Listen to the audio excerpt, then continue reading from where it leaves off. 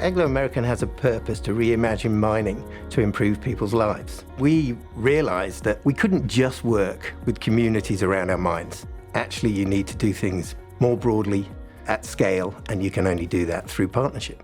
We have partners from local government, from research, we have NGOs, and we have other private sector companies. Each party's got their strengths, and they're bringing their strengths to the party to really make a difference.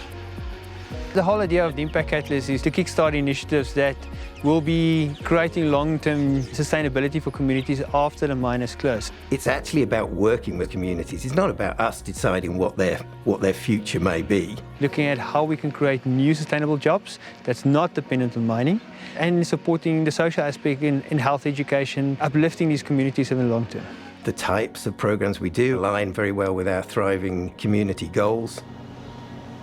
We have a community-orientated primary care program which works all over South Africa where our operations are. It's a hugely important program. The government has community health workers. What our program does is have clinical associates who give them extra training, give them extra advice, supporting that primary care program to better deliver in our communities. The Impact Catalyst has played a major role in us being here as clinical associates. It helps us to support all the clinics surrounding the Mapila area.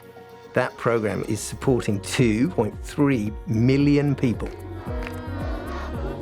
One of the biggest problems in our country is a lack of broadband infrastructure to do e-learning. We came up with a new concept to provide broadband to these rural schools. So we're actually building infrastructure right to these schools, providing with broadband. Through Impact Catalyst, Wi-Fi is going to be brought to our school and we will be able to access internet. It will make a huge difference. The ICT program is providing connectivity for 109 schools, so that's 75,000 learners.